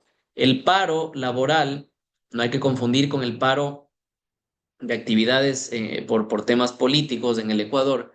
El paro laboral es una figura, es una herramienta que tiene el empleador para suspender actividades por motivos económicos, ¿ya? Cuando hay un paro laboral, los trabajadores no tienen la obligación de ir a trabajar y el empleador tampoco tiene la obligación de pagar remuneraciones durante el tiempo que dure el paro. La suspensión es relativa, en cambio, cuando solo una de las partes deja de cumplir sus obligaciones, es decir, el trabajador. El trabajador no va a trabajar, pero el empleador sigue cumpliendo ciertas obligaciones, ¿ok? Suspensión del contrato, causas biológicas, ¿ok? Causas biológicas tenemos algunas. Por ejemplo, la primera, accidente de trabajo, ¿ya? ¿Qué es el accidente de trabajo? Es todo suceso imprevisto, repentino, que ocasiona al trabajador una lesión corporal, una perturbación funcional, ¿ya? Con ocasión o como consecuencia del trabajo que ejecuta. El trabajador, en casos de accidentes de trabajo, conserva su puesto siempre que esa suspensión no supere un año. Tomen en cuenta esto, ¿ya? Un trabajador que ha tenido un accidente de trabajo y cuya incapacidad supere el año, no necesariamente va a conservar su trabajo. A partir del año, el empleador queda facultado para dar por terminado ese contrato, ¿sí? Entonces, yo cuando tengo un accidente de trabajo, conservaré mi estabilidad, conservaré mi puesto de trabajo hasta los 12 meses en los cuales yo esté incapacitado para reincorporarme a mis labores, ¿ok? Tema este de los accidentes de trabajo es simpático, ¿no es cierto? Porque establece un montón de escenarios a los que hay que tomar mucha atención, ¿no es cierto? Si bien la ley exige que ese accidente ocurra durante la jornada laboral, también se toman en consideración para el tema este de accidentes de trabajo los tiempos de traslado. Entonces, tomen en cuenta esto. Cuando yo salgo de mi casa y me dirijo a mi trabajo y tengo un accidente en ese trayecto, es un accidente laboral. Cuando salgo de la empresa después de mi jornada y me dirijo hacia mi casa y tengo un accidente, también es considerado un accidente laboral. Por supuesto, durante la jornada laboral, sufrir un accidente va a ser un accidente de trabajo.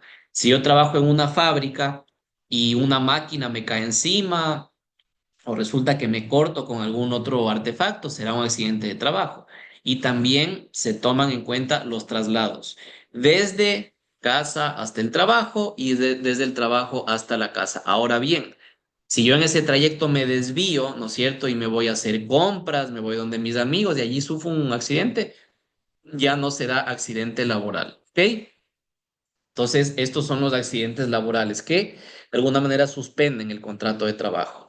Enfermedad profesional, ¿ya? ¿Cuál es la enfermedad profesional?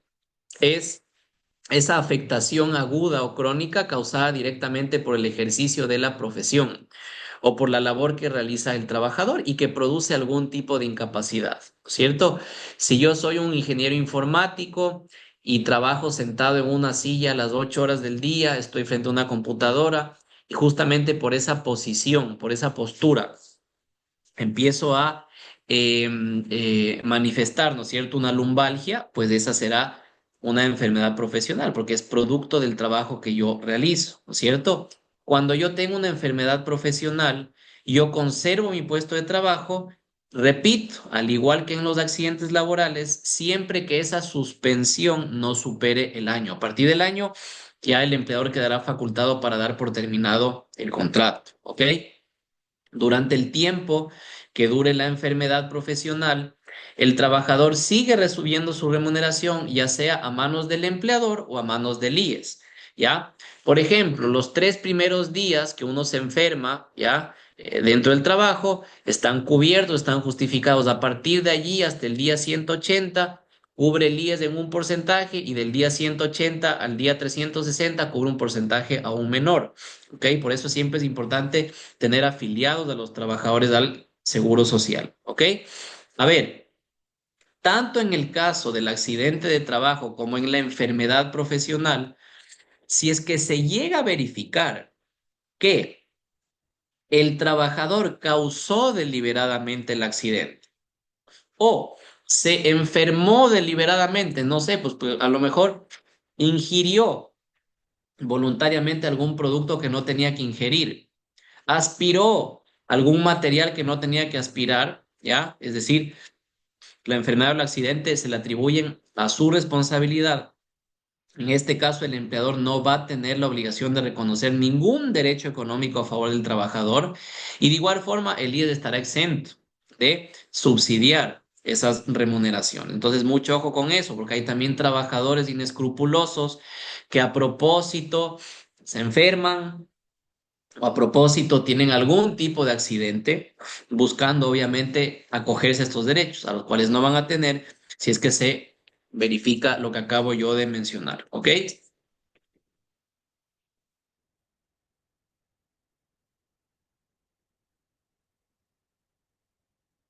Hablemos ahora de la enfermedad no profesional, ¿ya?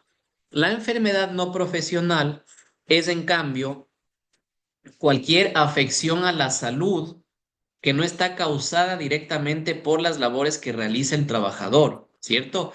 La enfermedad no profesional suspende el contrato. Claro que sí, al igual que las dos anteriores, siempre y cuando no exceda el un año, ¿ok? Ese derecho, ¿no es cierto?, de estabilidad luego de haber tenido una enfermedad no profesional, como por ejemplo un cáncer, ¿no es cierto?, se extingue si es que recuperada la salud, el trabajador no regresa a su puesto de trabajo dentro de los siguientes 30 días. Es decir, el trabajador le notifica al empleador que ya está curado, que ya está sano, que ya se debe, que ya puede reincorporarse. Se le llama al trabajador de vuelta y el trabajador no lo hace y se ausenta 30 días después de que ya fue obligado a reintegrarse, perderá esa estabilidad y el contrato puede tranquilamente darse por terminado. ¿Ok? Hay un tema interesante, ¿no es cierto?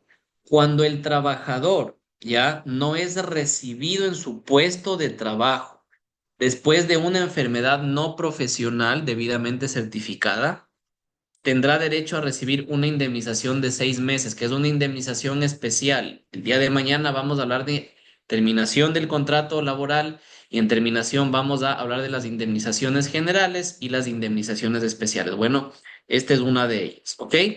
Tenemos también suspensión del contrato de trabajo por embarazo, parto o posparto, ¿ya? Esto aplica obviamente a las mujeres y habla el Código del Trabajo que una mujer tendrá una licencia de 12 semanas, ¿ya? Por motivos de un parto, 10 días adicionales por nacimientos múltiples y 3 meses adicionales si se trata de nacimiento de niños con discapacidad o digamos, afecciones congénitas graves, ¿ok? Entonces, por regla general, la licencia por maternidad es de 12 semanas, 3 meses, contadas desde que la mujer, obviamente, se ausentó del trabajo, bien sea el día del parto o incluso un poco antes. No se olviden, hay partos que, mejor dicho, hay embarazos que son un poco más delicados que otros y muchas veces los médicos mandan a las mujeres embarazadas a realizar reposo mucho antes incluso del parto. ¿Ok? Entonces, esa semana, digamos, esa licencia de 12 semanas, insisto, puede ser tomada desde el momento del parto o incluso antes, ¿ok? Las madres adoptivas, importante también mencionarles, tienen licencia de 30 días desde que reciben a sus hijos adoptivos, ¿ok?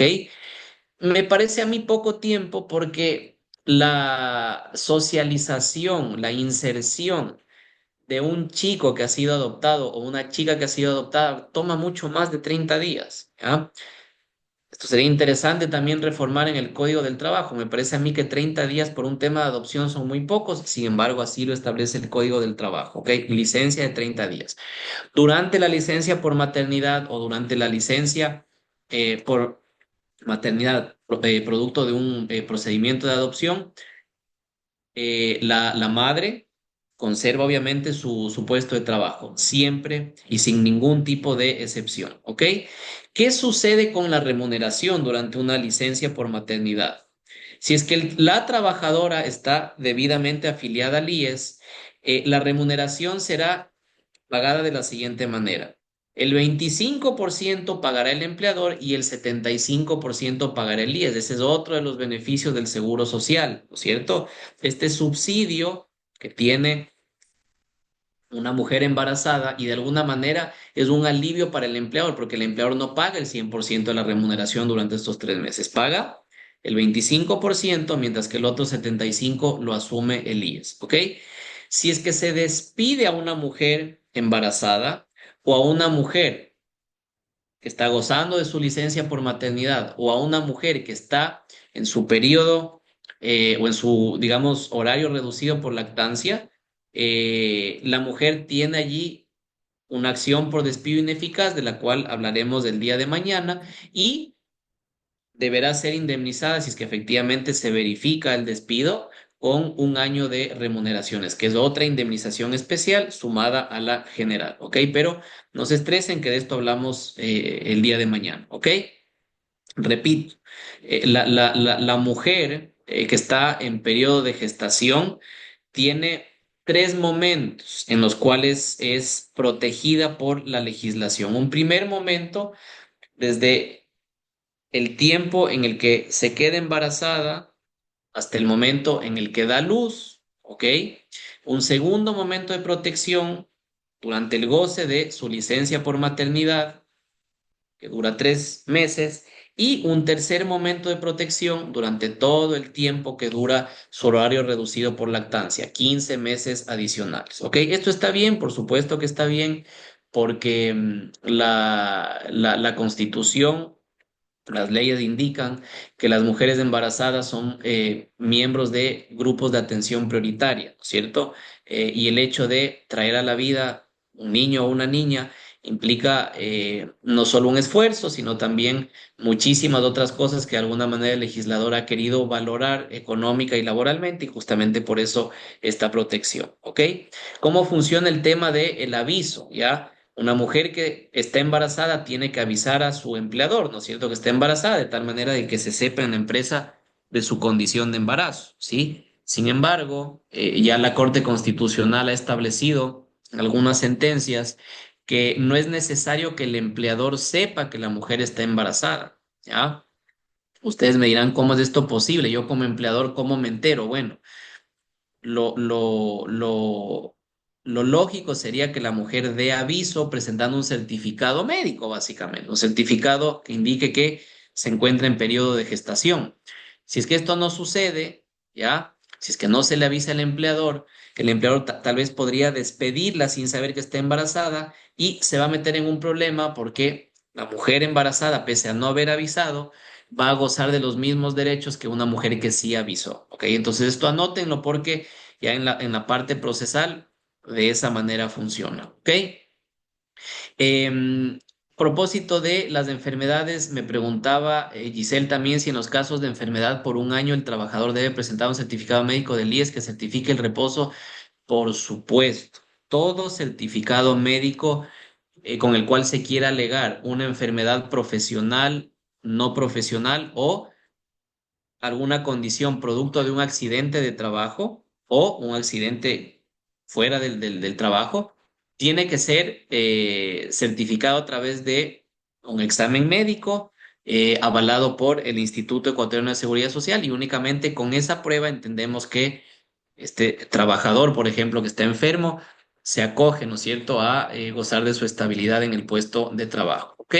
Entonces, les decía yo, el día de mañana estudiamos terminación del contrato de trabajo y nos metemos a la protección que tienen las mujeres embarazadas y otros grupos adicionales. Hablemos de la licencia por paternidad, ¿ya? Yo les hablé ahorita de maternidad, también hablemos de paternidad, que es un tema súper interesante, ¿ya? El Código del Trabajo establece que los padres, ¿no es cierto? A ver, Walter, no hay una resolución de la Corte, ya hay varias sentencias y ustedes pueden buscar, ¿no es cierto?, en Internet, porque muchas de ellas, si bien tratan el mismo tema, digamos, se han hecho en función de casos distintos, ¿ya? Eh, De hecho, estudiábamos con los chicos de la universidad hace 1 o 2 semestres, no recuerdo cuándo, una sentencia, ya les digo, cuyo número no recuerdo, porque son números súper largos y con los años y todo, en el cual justamente se había despedido una mujer embarazada, el empleador, la mujer embarazada presentó una demanda por despido intempestivo, el empleador dijo, nunca me enteré que la señora estaba embarazada, y justamente en un análisis la corte lo que hacía era concluir que no es necesario, ¿no es cierto?, el aviso, incluso, ¿ya? Cuando hablamos de personas con discapacidad, que en estricto sentido deberían comunicar al empleador que tienen discapacidad, porque las personas con discapacidad también gozan de una protección especial. Hay casos en los cuales no se avisó, ¿no es cierto?, al empleador, tanto en mujeres embarazadas como en personas con discapacidad.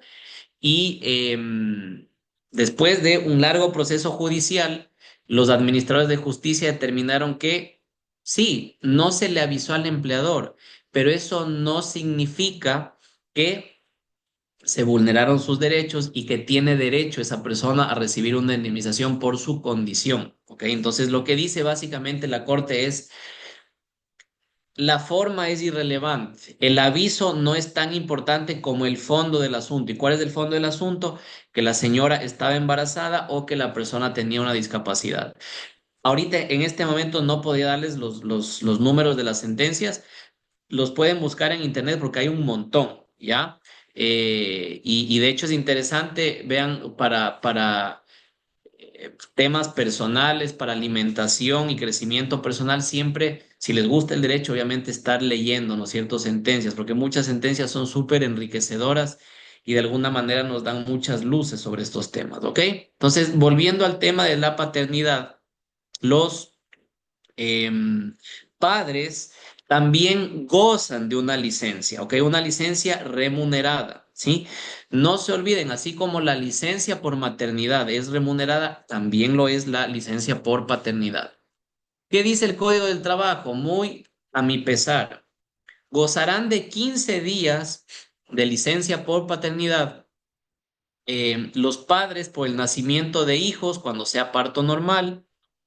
Se puede extender esta licencia por 5 días adicionales cuando se trate de cesárea o nacimientos múltiples, 8 días adicionales a esos 15 por nacimiento de hijos prematuros o hijos en condiciones de cuidado especial y 25 días adicionales cuando se trate del nacimiento de hijos con enfermedades degenerativas, enfermedades terminales o enfermedades irreversibles, ¿ok?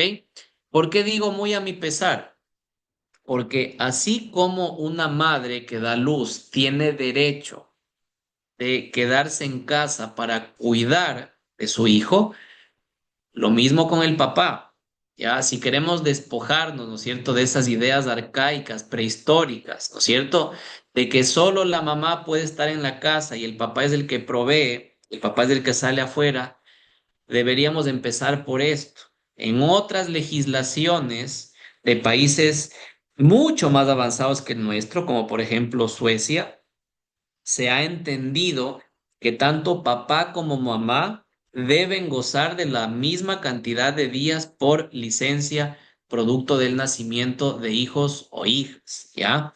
Y esto lo resalto porque creo yo es un retraso en la legislación ecuatoriana. Aquí mucho nos llenamos la boca hablando de igualdad de género, pero esta sería una forma de ejecutar, ¿no es cierto?, de plasmar esa igualdad de género, ¿ya? ¿Por qué mamá tiene que quedarse en casa? ¿Por qué no puede ser el papá el que se quede en casa y la mamá salga a trabajar?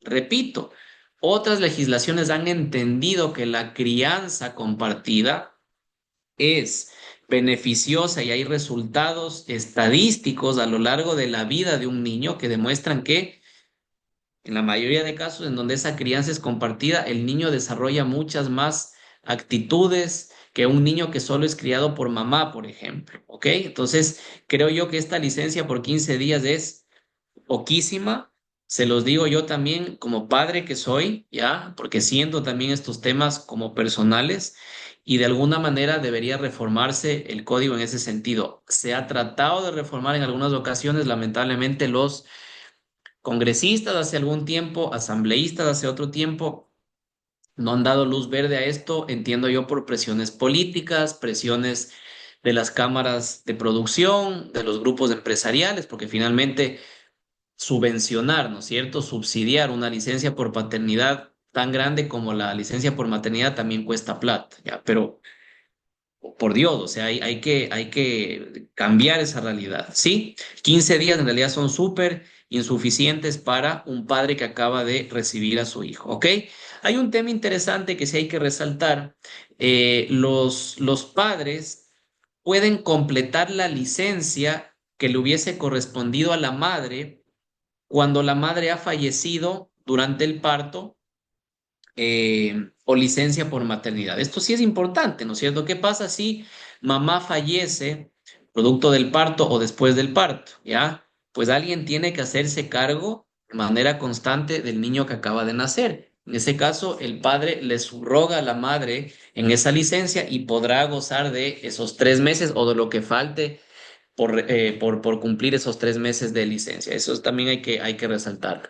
A propósito de adopciones, ¿ya? A ver, tanto la madre, les decía yo, como el padre adoptivos gozan de una licencia de 30 días desde que reciben al hijo.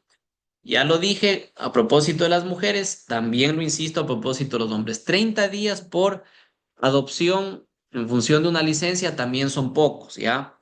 El contexto que rodea una adopción muchas veces es incluso más complejo, ¿ya? Que el recibimiento de un hijo que ha nacido de manera natural y que uno recibe, ¿no es cierto? Entonces, en ese sentido, a estos chiquitos que son adoptados les cuesta mucho más la integración en el hogar y 30 días no es nada. Entonces, aquí tienen ustedes algunos escenarios que nos indican que nuestra legislación va un poquito atrás respecto de otras, ¿ok? Hay también otras licencias que tienen que ver con cuidado de hijos, ¿ya? Y que en cambio no son remuneradas, ¿ok? Entonces, la licencia por adopción, la licencia por paternidad, la licencia por maternidad son licencias remuneradas. La licencia sin remuneración para el cuidado de los hijos es la siguiente, es aquella que procede una vez que concluye la licencia por maternidad o paternidad, ¿ok? Esta es opcional o voluntaria. Si yo como padre o madre quiero optar por esta licencia, puedo conversar con mi empleador y mi empleador me puede decir, listo, ¿te la doy o no te la doy? El tema es que esta licencia ya no va a ser remunerada. Se puede otorgar hasta por 15 meses adicionales, es decir, yo le puedo decir, digamos que yo soy una mujer embarazada, di a luz, gocé de mis 3 meses de licencia por maternidad, pero resulta que le quiero pedir a mi empleador unos meses adicionales. Lo puedo hacer, sí lo puedo hacer, pero ya no va a ser remunerada. Lo que sí es que me van a garantizar mi puesto de trabajo. Es decir, yo conservo esa plaza, no recibo mi remuneración y luego de cumplir, ¿no es cierto?, con esta licencia no remunerada, allí sí me reintegro, seguiré trabajando y seguiré recibiendo mi remuneración. ¿Ok? También aplica en caso de adopción.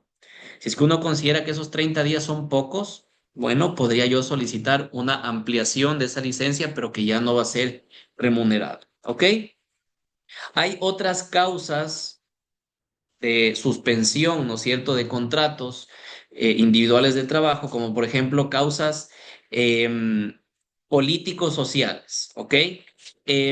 Por ejemplo, la huelga, por ejemplo, el paro, eh, son causas que también suspenden el contrato de trabajo. Y les decía yo, ¿no es cierto? La huelga es ese es ese mecanismo, esa herramienta que tienen los trabajadores para suspender actividades por causas establecidas en la ley. Y el paro también es una herramienta legal, jurídica, legítima que tiene el empleador para suspender actividades por motivos netamente económicos, ¿ok? Tenemos también causas físico-económicas, casos fortuitos, fuerzas mayores, por ejemplo, una pandemia, ya nos pasó en el 2020, en el 2021, eventualmente se pueden suspender contratos de trabajo, ¿sí? Tenemos también causas como las becas de estudio, ¿ya? Puede haber un chico, ¿no es cierto? Una chica que decide irse a estudiar al exterior, ¿ya? En este caso, una persona que desea irse a estudiar al exterior y se ha ganado una beca, por ejemplo, puede gozar de una licencia, es decir, puede conservar su trabajo para realizar esos estudios hasta por un año, ¿ya? Durante este año conservará su estabilidad. El tema de la remuneración allí es distinto, ¿no es cierto? Como no trabaja, no es que recibe su remuneración, lo que conserva eso sí es su puesto de trabajo. Al terminar su beca de estudios y sus estudios, regresará, se reincorporará. Eh, hay otros temas adicionales cuando hablamos de las becas de estudio, ¿no es cierto? Se las concede en una empresa a los trabajadores que tengan al menos 5 años de actividad laboral y al menos 2 años en esa empresa. Trabajadores que no cumplan esas condiciones, el empleador no está obligado a darles esas becas de estudio. Que pueda hacerlo porque es buena gente, podría hacerlo, pero no está obligado a hacerlo, ¿ok? Da derecho a la remuneración por 6 meses. Y entonces, durante una beca de estudios, el trabajador puede recibir hasta 6 meses de remuneración, igual con subsidio del IES, una parte el empleador, otra parte el IES. Y lo interesante de estas becas de estudio es que el trabajador, al terminar sus estudios académicos, ya debe reincorporarse, debe reingresar a la empresa y trabajar allí al menos 2 años, de tal manera de vengar, ¿no es cierto?, ese tiempo que se le permitió estar afuera, ¿sí? Tenemos suspensión de contrato de trabajo por calamidades domésticas. También deben estar súper familiarizados ustedes con esta figura, ¿no es cierto?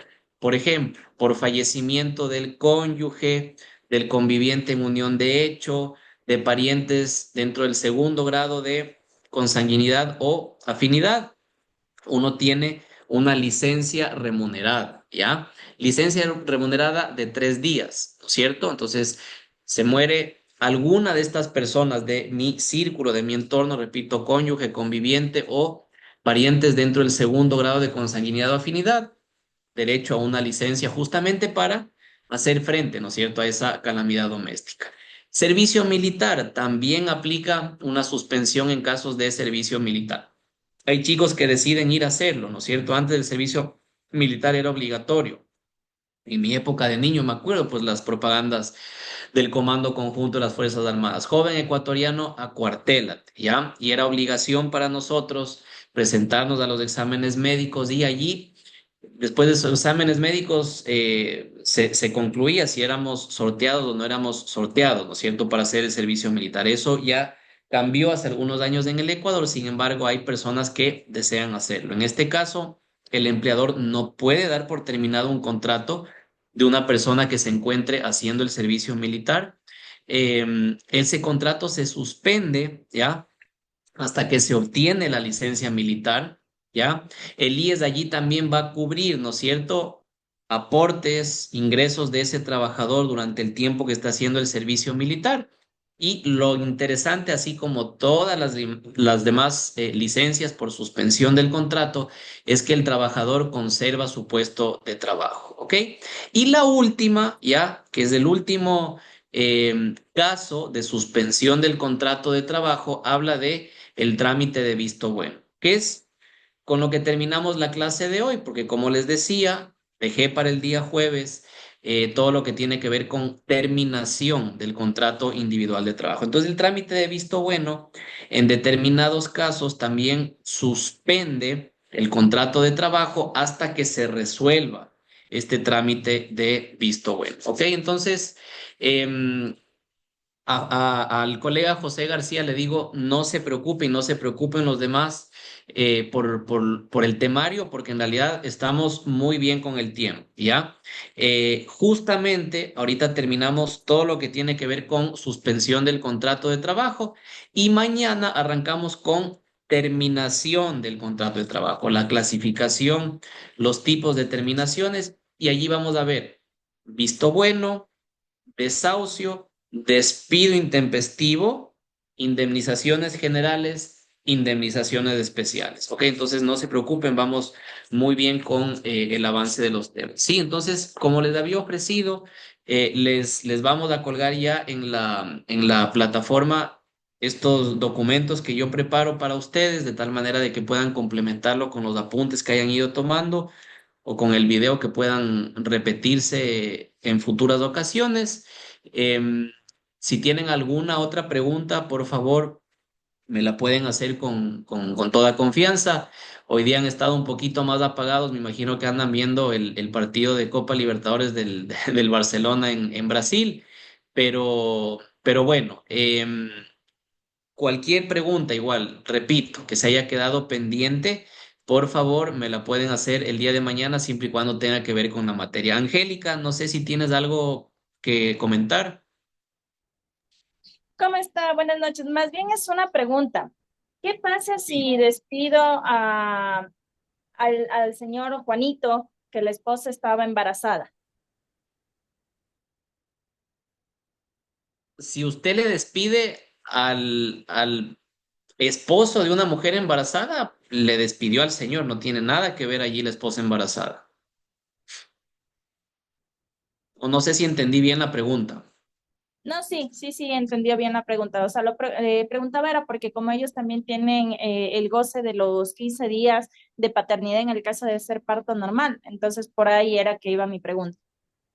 A ver, no existe una indemnización especial para padres de familia y que están gozando de una licencia por paternidad. La indemnización general, esto lo vemos mañana, habla de hasta 3 años de trabajo, tres remuneraciones como indemnización y a partir del tercer año, una remuneración por cada año de trabajo. Esa es la general. La especial en el caso de mujeres embarazadas dice que a la mujer embarazada como indemnización especial se le paga un año completo de remuneraciones más la general. Pero respecto de papás que estén gozando de licencia por paternidad, no. A él le aplicaría únicamente la indemnización general. Habría que ver allí cuánto tiempo estuvo trabajando el señor. ¿Ok? Kedley, Doctor, buenas noches. Una consulta. Existen constructoras que la mayoría de sus contratos los celebran por obra, en donde pues se le dice que contrato a cierto por 4 meses que va a durar dicha obra y le voy a sí. pagar y le voy a pagar tanto. Eh, Ujú. realmente quisiera hacerle dos consultitas, no sé si puede porque no pude conectarme ayer. Es cuando yo tengo que registrar este contrato en el Ministerio de Trabajo, yo tengo que poner lo que es por obra y tengo que poner un valor total de lo que le voy a cancelar al trabajador por esa obra para el cual lo estoy contratando. La consulta Cor- allí es, Correcto. Hay una categoría especial para los contratos de obra. Sí. sí, correcto, hay una categoría. Sí. Incluso tengo que poner el nombre del contrato para el cual lo estoy dentro de Sí. la página. Yo en el Ajá. ministerio, que pongo, por ejemplo,